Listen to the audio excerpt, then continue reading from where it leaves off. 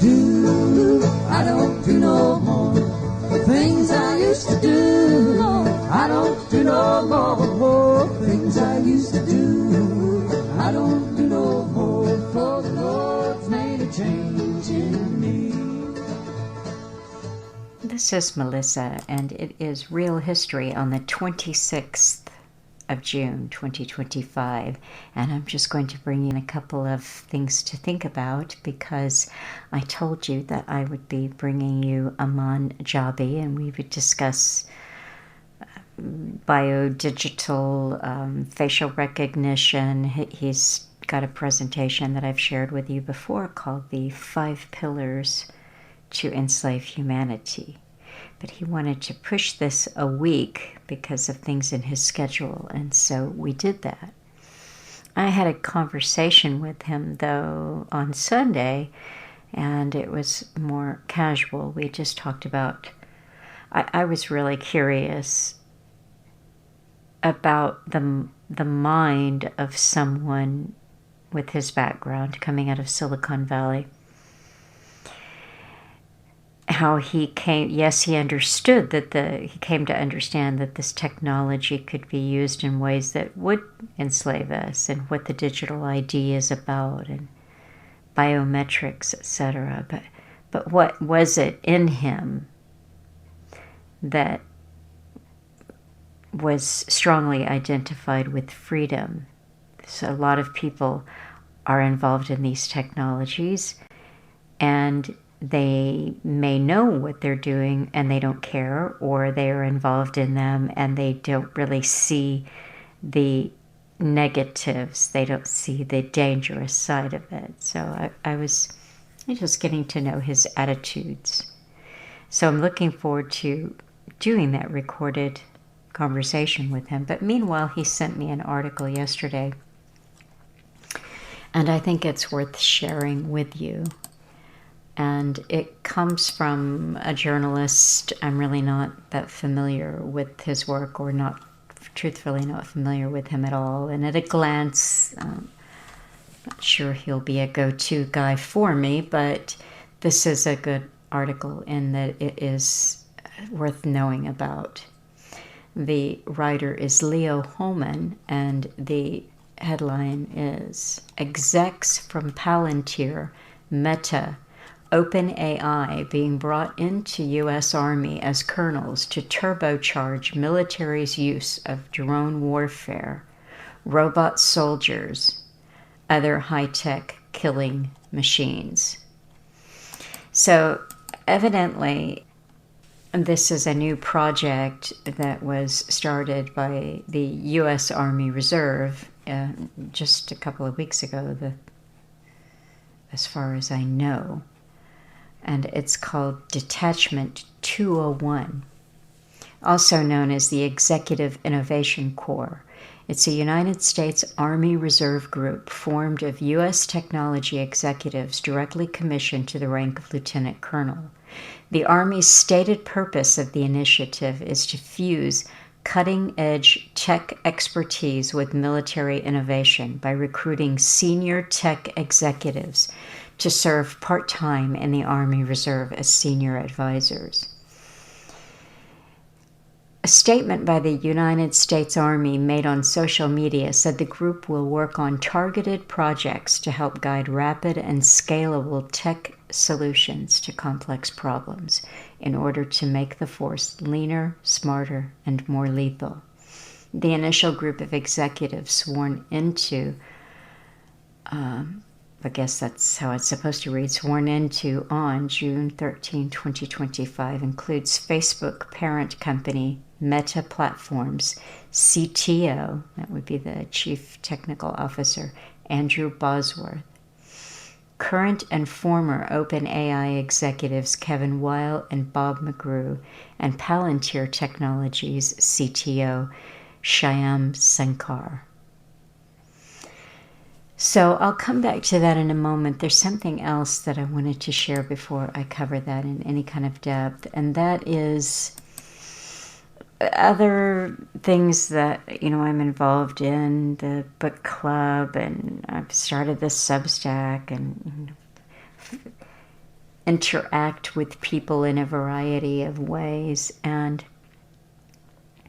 it has been on my mind a lot the last couple of days. How do we talk about what we need to talk about, and how do we rise above the memes, the tropes, the cliched way of talking about things? Because there is a lot going on. Some of it is obvious, some of it's kind of a mystery. Most of the time we're kept in the dark and like a mushroom and fed you know what. But there is a lot of discussion that can be really unproductive. And so it's how do we discuss things that might be right in our face, and we do it in a way that is actually educational and aims to see the what I like to call, Alan would talk about the big picture, but I think of it as Alan's bird's eye view, because he always rose above things like left-right politics, or this is your enemy, or that anything that was given to us. And just as an aside, I always ask myself the question, why do things take off in the digital world, the memosphere, the way they do? And I'm of the opinion that almost all of it is seeded there for us by agencies and official people. I think that very little of what we get fascinated by or get caught up in conversations and arguments is actually organic, meaning ground up or from the people, by the people. I think there's very little of that. We are given our topics, and unfortunately we fall right into them. We respond this way or that way, left hand or right hand, and we very seldom are able to rise above, look down, get that bird's eye view. So there are some things that I'm going to share in the article, and there are some things that you should be able to figure out for yourself. And that was one thing I always can hear Alan in my head saying, people should be, there are things that people should be able to see. Like, let's take, for example, now, if you were born in the year 2000, or you were born in 2010, then you might look up at the sky and see the spray or the residue that is left over from this, and you might think that that is one of the new clouds. They always give us new names for these clouds. So you might actually believe that it's real. But if you're older than that, you should have looked up at some point in your life, and you should be able to discern for yourself that the clouds that you're seeing in the sky above your head are not the same as the clouds that you saw in the sky above your head 10 years ago. They've been spraying.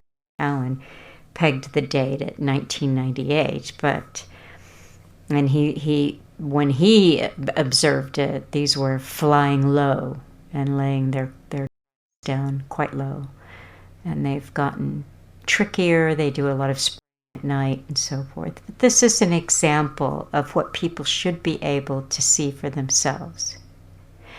As I say, it gets harder and harder because just imagine what it is like for someone born after 9/11. All of these things that to older people are still annoying and upsetting are just natural. They are the new normals, as Alan called them. They're the new normals that people don't think about. And back to Aman Jabbi, we were discussing freedom and attitudes around freedom, and he he even did one better than me. I was telling him that after Alan passed away, I was in Canada and I had to go into a building that had metal detectors to get from, street level up into the offices. If you wanted to get to the elevator, then you had to go through the metal detector. And there was a big guard. I'm small and short, and he was tall and big, and so I don't know how big he was, but he towered over me. And I was going to walk through the metal detector to go about my business, and he pointed one of those at my head. He got fairly close, and he was just, going to point it at my head and take my... And I didn't even think. I simply waved his hand away and kept walking. And he said, "I need to take your..." And I said, "No, you don't." And he was just so shocked and taken aback. He said, I do. And I said, "No, I don't have a fee. You don't need to take my tip." And I walked through the metal detector and I got on the elevator. But of course, when I told Aman that, he said, "And so you didn't go through the metal detector?" And then he said that post 9/11, he never went through any of them. So I thought, well, good on you, as they say down under, because he said no. And he said, and if more people had, like en masse, said, "No, I'm not going to do that," what a difference that would make. So it gave me something to think about. There are lots of ways that we can always, because you see, freedom is, it's not just a state of being or your rights or anything like that. It's your attitude. It's when you say, "I am a free person." And so in my case, I said, "I am a free person. You can't take my..." But for Aman, it was, "I am a free person and I'm not walking through that metal detector." So I thought that was good. But back to my main point, and my main point of this whole thing was that we're given a false reality, a fake constructed reality. We're born into that. And this is what Alan was telling us for years and giving us a deep, rich history of real history, truer versions of history that he had put together by a lot of reading and a lot of study, so that we don't fall into traps, so that we don't jump for the first explanation and say, "It's this, it's that." Because whatever that thing is that we've jumped at, or those people that we've jumped at and say, "These are our enemy," we ought to be stopping with a lot of, often, we should stop often and say, "Why do I think they're my enemy?" And if it's the obvious explanation, or because they do this and they do that and they're behind this and they're behind that, then we need to ask ourselves, where does all of this information come from? And in a day and age when we know that reality is so tightly controlled, the narrative is incredibly tightly controlled, then why are we given these things in the first place to argue about? Why are we given it the dialectic? So, again, it is me trying to think and always remembering back to, how did Alan handle these things? What level of caution did he have about official narratives? And how did he try to educate us as to what was or who was behind something? So before I read any more about these tech officers, these tech now military officers, I am going to share a couple of things, and I will post to these transcripts so that you can find it yourself. This is Alan Watt talking.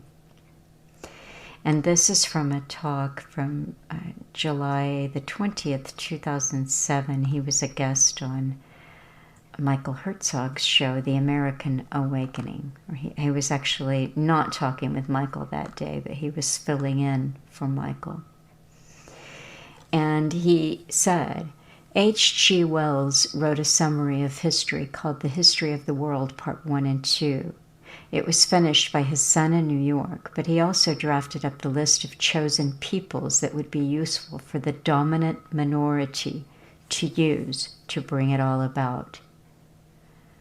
They chose to bring in people because they said they had great management experience and great education. They'd proven through times of turbulence and horror, they could still come through on top. They were survivalists, and they were very good, of course, at managing the money system. And so they decided to bring in what eventually was called. However, it was run from London, and other groups apart from this were to come into this. You've got to understand that at the top of Zion, which was funded in fact into existence by not just Rothschild, but also by the British establishment, at the top they're all psychopathic, and you have them in every culture. They can be the head of some group in China or the heads of some of the Hindu groups. They don't care what name they give themselves at the top or what cover they go under. A psychopath is a psychopath, and you have a world club of the elite psychopaths today. You have aristocracy amongst them all. You have aristocracy that never mixes with the ordinary Jewish person, and they intermarry to and interbreed at a higher level. You'll find the Declaration, if you read the whole thing, it's very interesting because who was the Prime Minister of England at the time also went through this process of why they had to set up an outpost in the Middle East. And they would use the Jews to do it, and they would set up an Ulster. If you understand what Ulster meant, it was setting up a British post in Ireland that would cause mayhem up to the present day with Catholics and Protestants. You put a foreign people in the midst of people that you want to conquer. They create eternal strife, and there has to be a resolution down the road as people become war-weary. That's why they set up the State of Israel. The British government pulled thousands and thousands of troops from the World War I fronts, the trenches in Europe, and put them into the Middle East to take over Palestine from the Ottoman Empire, the Turkish Empire that ruled it at the time. Britain did the fighting, Britain took it over, and Lord Storrs was put over that on behalf of the Queen as the Counselor General, and he ran Palestine. You should read his books as they set up the future. The books are called Orientations, and read his memoirs as well. Lots of good information written from the horse's mouth. He also said, we are setting up a new Ulster in the Middle East. It would serve Britain for years to come. There's more to this than meets the eye. The second bit that I would like to share with you is from another talk of his from 2009, and it is One Ring to Bind Them All. And this is interesting. I think I'll actually share the poem because I like Alan's poems. So One Ring to Bind Them All. For those who live in the now, Life's a constant mystery, for that which happens in the now has to do with history. While unplanned life guarantees crisis along its ramble, a powerful elite took the world, smashed it on an anvil. No generation has had peace because of machinations. This group has sworn to overthrow sovereignty of nations. They stir up and arm peoples, offering solutions civic or on the field of bloody revolutions, circles within circles, wheels within wheels, dancing with the devil who makes perfidious deals. When the guns all fall silent and they ring the old peace bell, will be altered, chipped, monitored in their utopian hell. So I will link to this transcript. I'm not going to read any of it because Alan shares at length part of a speech. This is, again, it stores others who belong to the Milner Group, Royal Institute of International Affairs. This is Quigley talked about this declaration. So there's a whole, he's reading quite a bit of this. And he's also quoting Lord Milner and what he says about the declaration and the effect that it's going to have in that region on the Palestinians, on the Arab world. And this is real history from Alan, and it's worth sharing. So that I will give you what I'm saying before I finish up real quickly with a little bit more information on these new tech military appointments is some things look obvious, and quite frankly, they should be obvious. I should not have to spell it out any more than Alan never spelled it out. He didn't fall into traps. Things should be obvious if you're willing to do your homework. And when you aren't willing to do your homework, when you're not willing to drench yourself in history and really get the bird's eye view, then you're going to fall for memes and cliches, and you're going to end up battling on a very low level with other people who probably are being used just like you're being used when you go for that. So a little bit more on this new division called Detachment 201, the new Executive Innovation Corps. This will be responsible for the military's tech transformation, integrating new technologies such as AI-powered drones and humanoid robots, the Army announced on June 13. Patrick Wood, editor-in-chief of Technocracy News and an expert on the global technocracy movement, said the move is unprecedented. In the history of the military, no civilian has been summarily appointed to rank of lieutenant colonel until recently, Wood said. The rules changed in 2019 when the National Defense Authorization Act, the NDAA, authorized the practice. Not surprisingly, the staff that created NDAA were populated with technocrats. According to Defense Scoop, the move is the latest push by the Pentagon to tap into capabilities and know-how from Silicon Valley and the private sector. The new unit brings top tech talent into the Army Reserve to bridge the commercial military tech gap and is designed to fuse cutting-edge tech expertise with military innovation, the Army stated in a press release. So I don't want to repeat who they swore in. I've already shared that. Meta, which owns Facebook, recently announced a new partnership with defense tech company Anduril to develop extended reality XR products for soldiers. OpenAI is the creator of ChatGPT, the popular generative AI tool. According to Defense Scoop, the U.S. Pentagon is pursuing new Gen AI tools to boost productivity and efficiency. Palantir uses AI-powered software to collect and analyze data on Americans as well as foreign nationals. It has or is working on developing various government contracts, including with the Department of Defense, CIA, FBI, IRS, ICE, and local law enforcement agencies.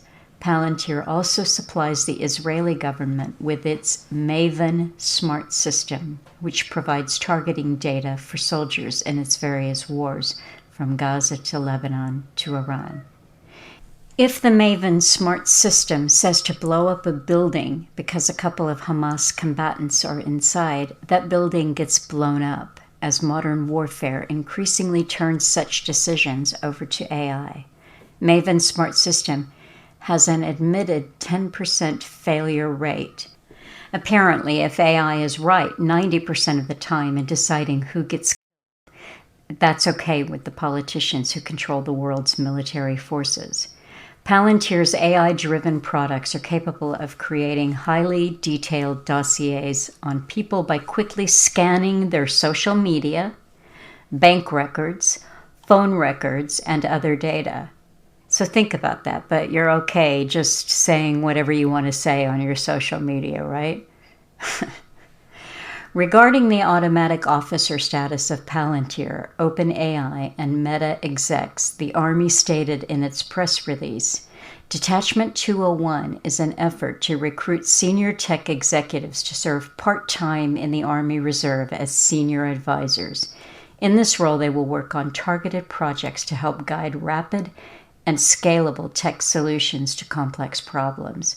By bringing private sector know-how into uniform, Detachment 201 is supercharging efforts like the Army Transformation Initiative, which aims to make the force leaner, smarter, and more lethal. The swearing in of the 4 new officers is just the start of a bigger mission to inspire more tech pros to serve without leaving their careers, showing the next generation how to make a difference in uniform.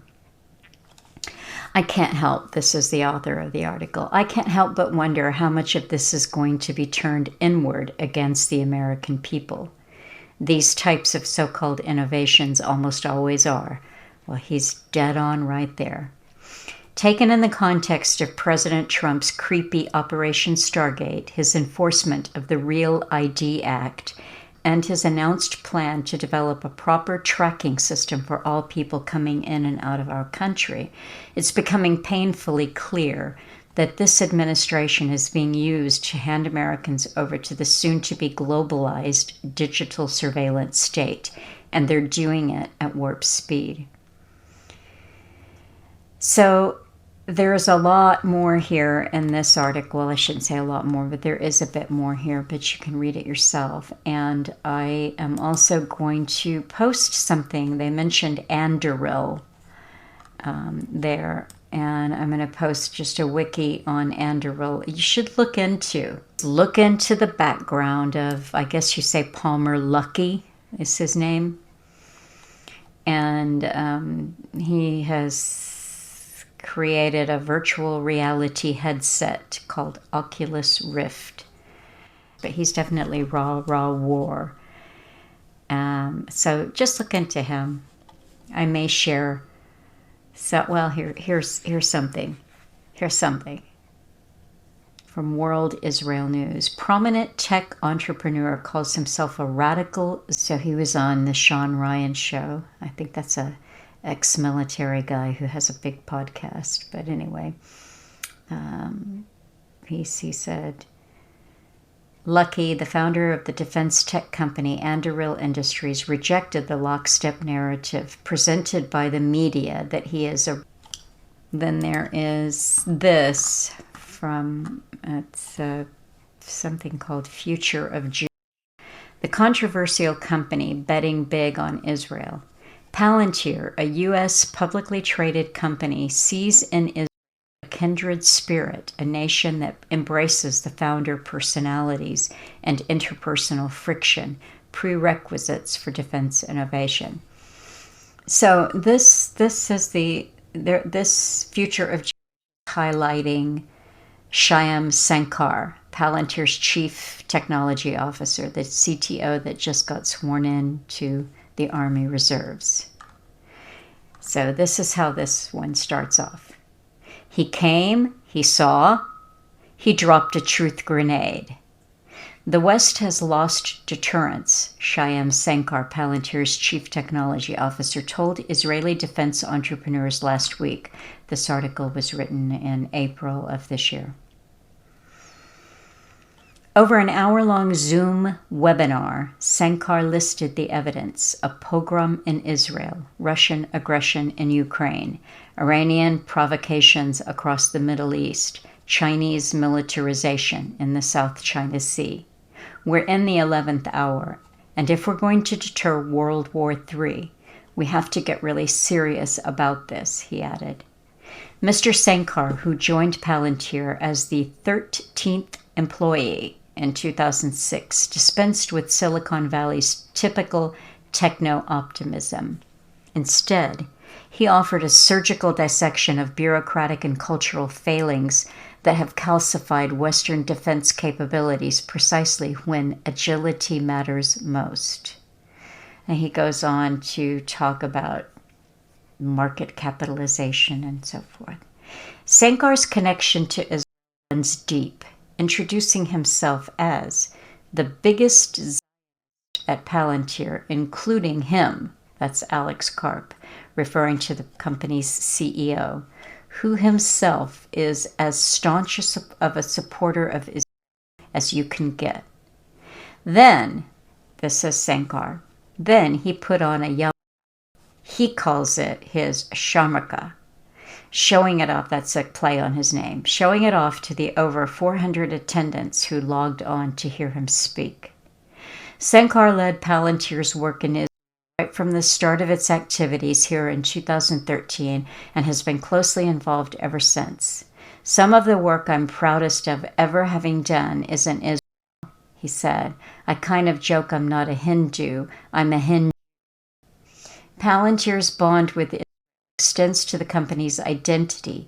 He revealed that Palantir's Defense Reformation document with its 18 theses contained a little wink to the from structural advantage, seasoned practitioners returning from industry.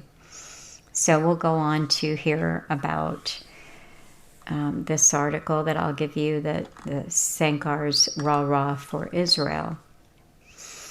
So I'm presenting this to you, and yet I'm cautioning you not to fall for the obvious. We return again to what Alan has said to us in many, many, many times, but I'm going to repeat it here from 2007. He said, they chose to bring in Jewish people because they said, these are the planners, the movers and shakers in Britain at that time, that they had great management experience and great education. Okay, so they decided, again, the movers and shakers in Britain, London, they decided to bring in what eventually was called Zionism. However, it was run from London and other groups apart from this to come into this. You've got to understand that at the top of Zionism, which was funded, in fact, into existence by not just Rothschild, but also by the British establishment. So, like I said, we're in a time when these memes are coming at us, these cliches are coming at us, and these ridiculous stories. I mean, I just shared with you some stories that I have every reason to believe in my gut, which tells me that these are seeded, they are planted there for people to pick up and go, see, look at this, see? So these enlisted tech, these tech officers, they've just been made lieutenant colonels. I mean, where is their loyalty? And that's a fair enough question. But if we only see what we're looking at really is a symptom. What is the disease? The disease is ancient, and we can't stop at the usual suspects. And Alan was so good week in and week out at telling us what was going on, but always giving a very rich history lesson, because he knew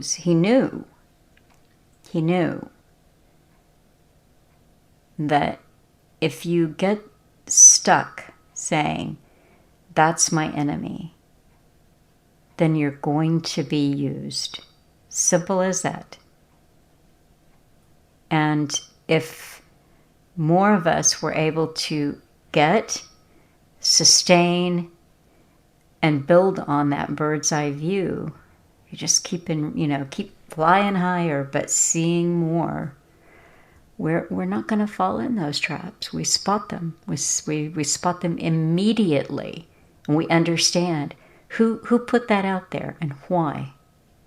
It is never, ever for our benefit.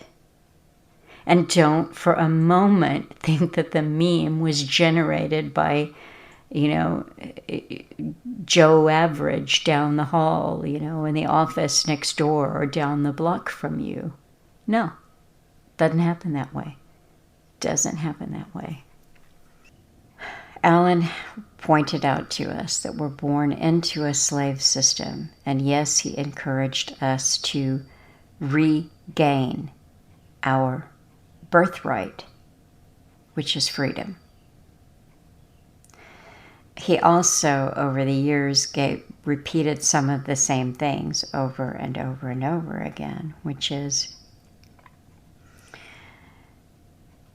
you do this by looking deeply, looking closely at yourself, and seeing how you've been complicit in a system. I find that it's regaining freedom in my personal environment, in the things that I have immediate control over. Like, don't put that thing to my head that looks like a gun. Don't put that near me. But also to get reminded that I didn't need to walk through a metal detector any old time that I'm asked to walk through a metal detector. These are ways that we can reclaim freedom in our personal environment.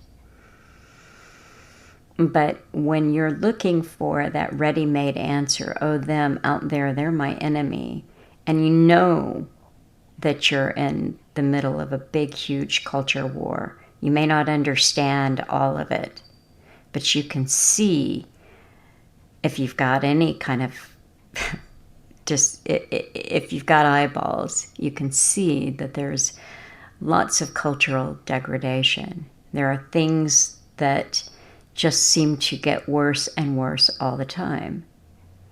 And so you look to see, well, who's doing that and why are they doing that?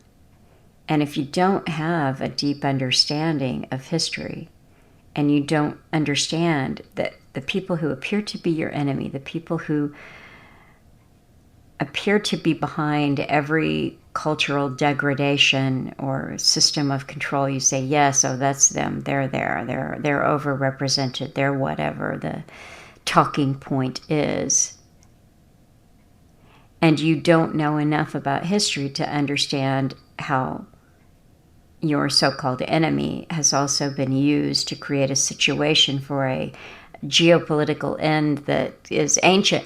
You don't know that. And so you fall into these traps.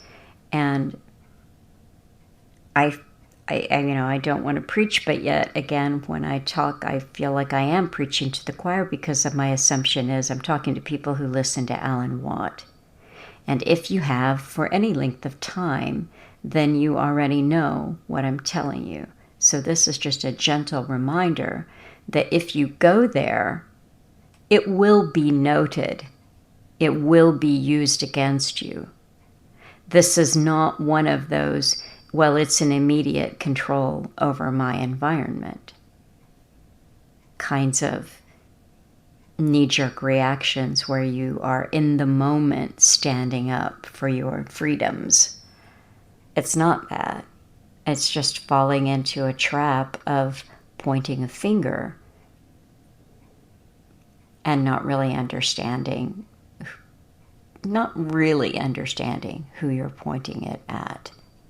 So that's all. That's it.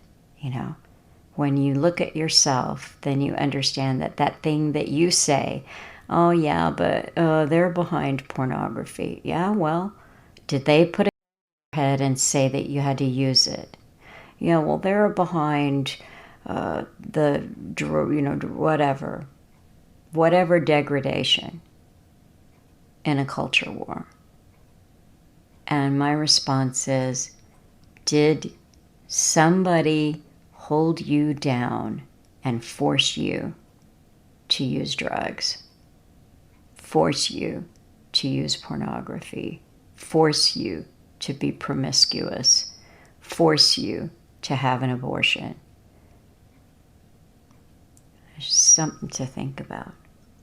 So I, didn't bring you Aman, but he did point me to that article, and I think it's worth knowing about. Palantir is not a good company. It's not our friend. This whole billions of dollars being, thrown at these AI initiatives and all of the data centers that you're going to see. If you don't have one in your neighborhood already, you soon will.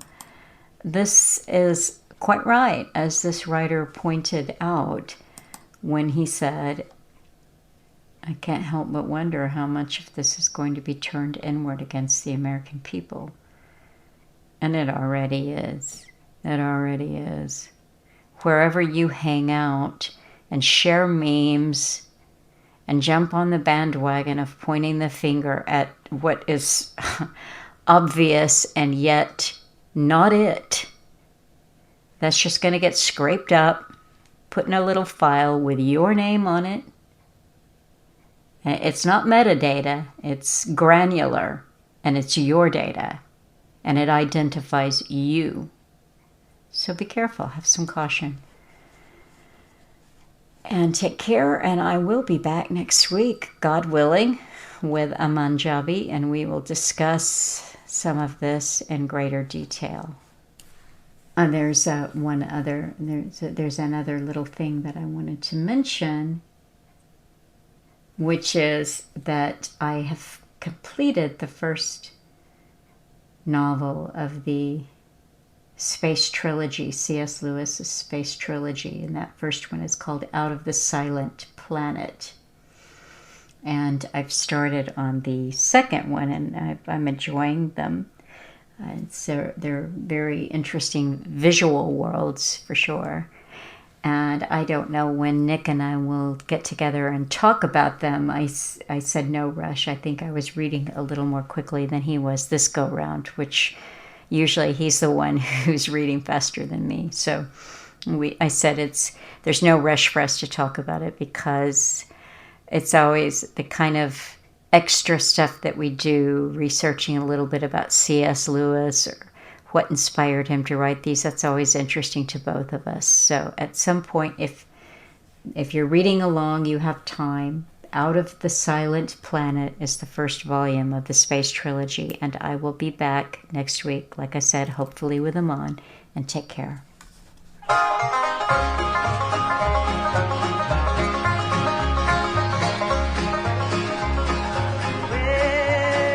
I've got something that the world didn't give me, and the world cannot take it away. And I've got something that the world